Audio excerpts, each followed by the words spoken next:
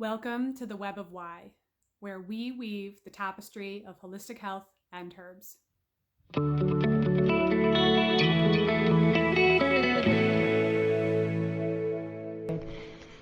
So I'm excited to be back for the second episode of what I'm calling the Web of Why, where we weave the tapestry of health and herbs, and we have discussions about things like natural health, botanical medicines, and sort of alternative views and ways at looking at health that you may not experience, from a more allopathic approach. So what we're talking about today are the use of herbs and combining them with medications. And oftentimes I hear a lot of folks say that, herbs are natural, so I don't have to worry about them. They're safe because they're natural. And I want to kind of talk about that. I want to hash that out a little bit. What does natural mean exactly? Meaning that it grows from the earth? Because belladonna grows from the earth, and if you take enough of that, it'll kill you. And lily of the valley grows from the earth, and so does bloodroot, and many of our more potent medicines also come from the earth. But it doesn't mean there isn't contraindications and toxicity that we really have to be aware of when we're working with botanicals. And so I really want to kind of squash that notion of, well, it's natural, so therefore it's safe. And I'm not saying botanicals aren't safe, but whenever we combine things, we have to think about kind of the far-reaching web of implications, what that could potentially mean.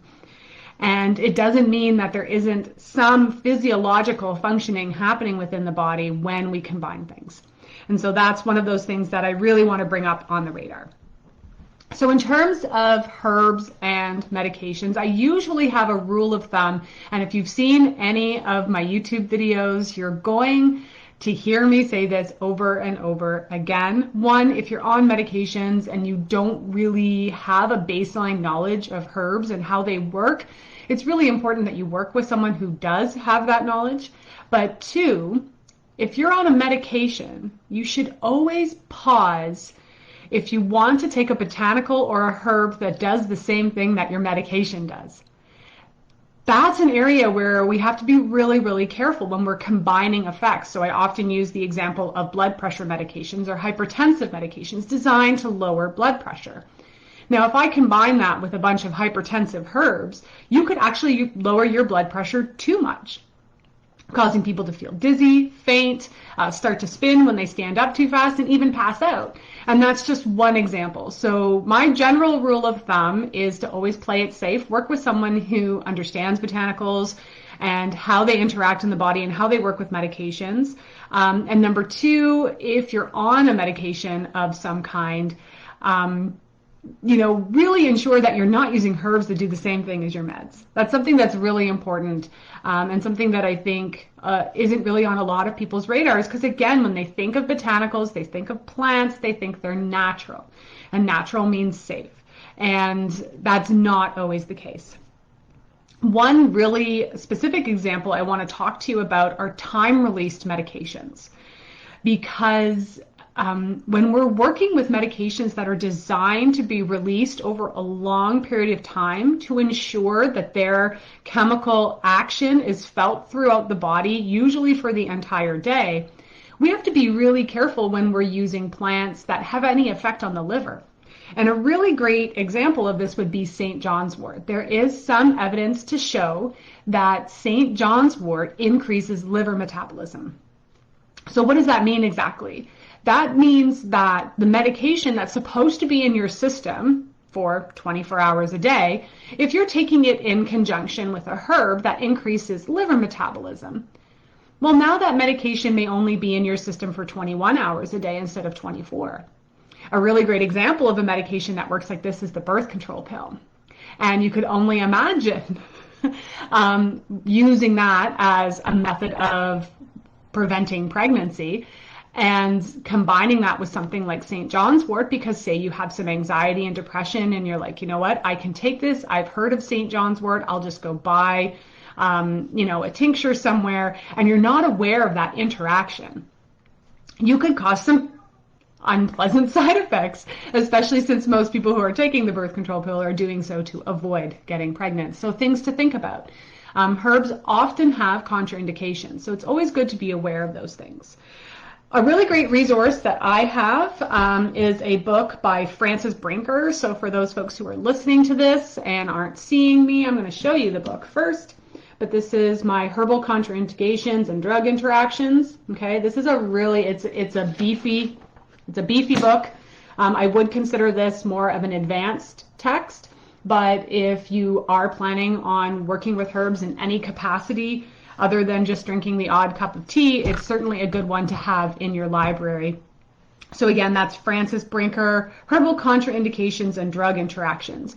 And pretty much, I mean, I'm going to look to see if she has a more updated version, because this book is probably about 7 or 8 years old now.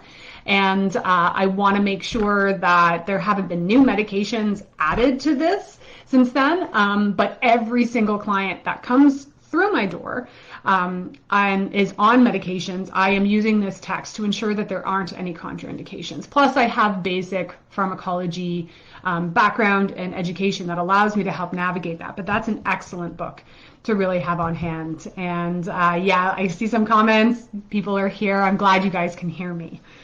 I think one of the things too that I really want to talk about are some of the trends I'm noticing in clinic when it comes to medications.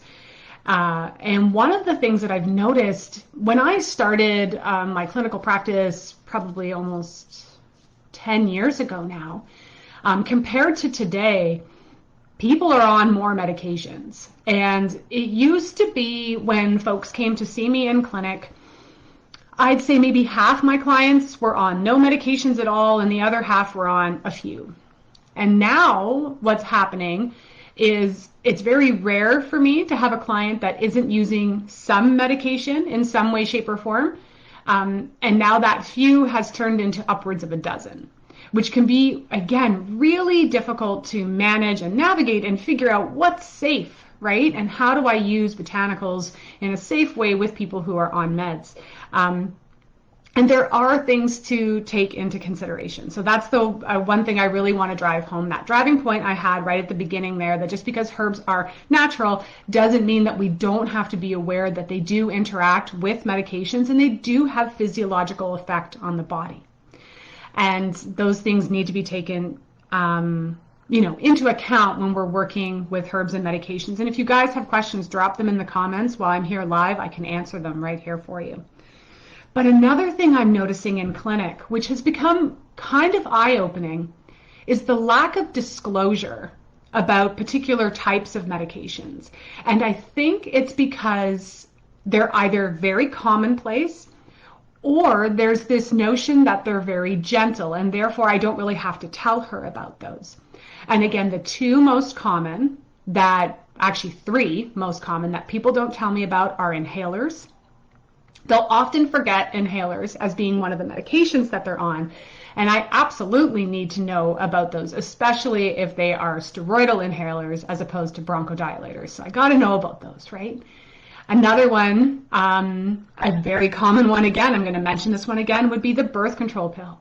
People forget to tell me they are on a oral contraceptive medication all the time. And I even ask about all the medications they're on and they don't tell me.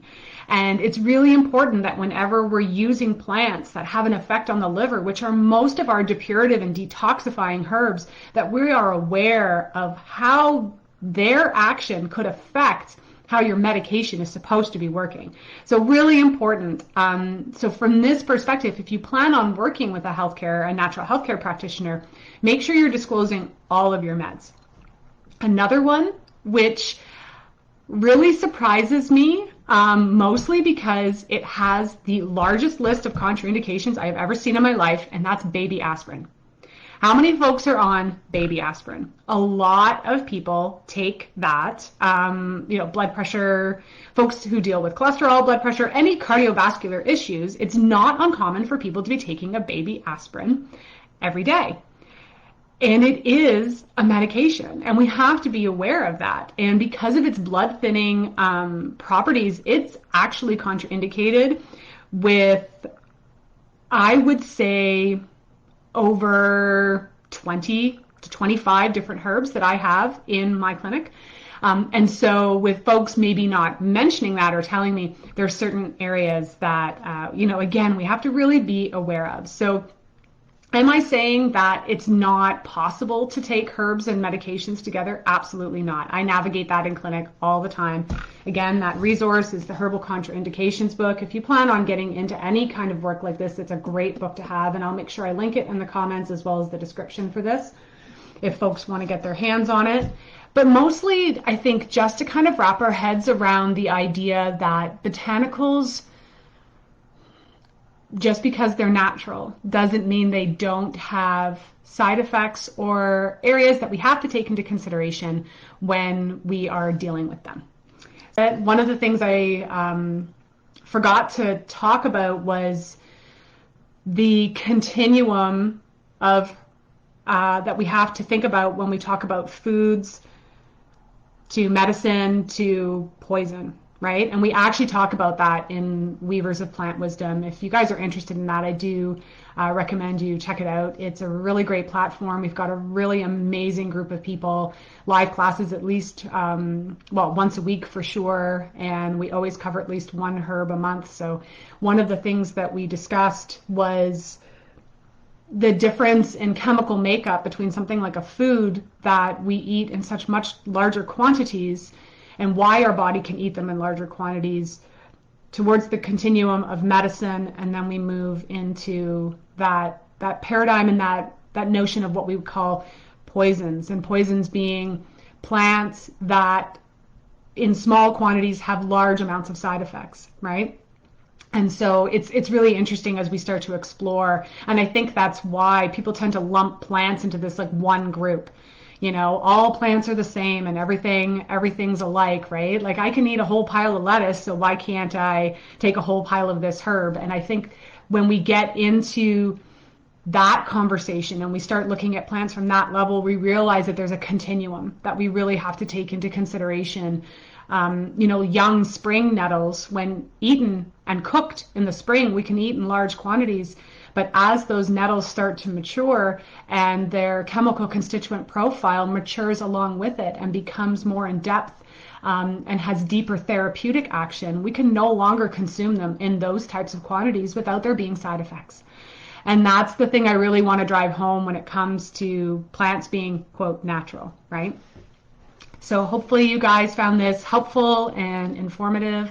Like I said, if there's things you want me to talk about in the future, please drop it in the comments. Send me a message over Facebook, or you can email me and let me know, because I want to gear this towards what you guys want to learn about. I hope you enjoyed this conversation about navigating herbs and medications. I'm really excited to bring these topics to everyone on this new web series, The Web of Why, and I will see you next week where we discuss more engaging topics about herbs and health.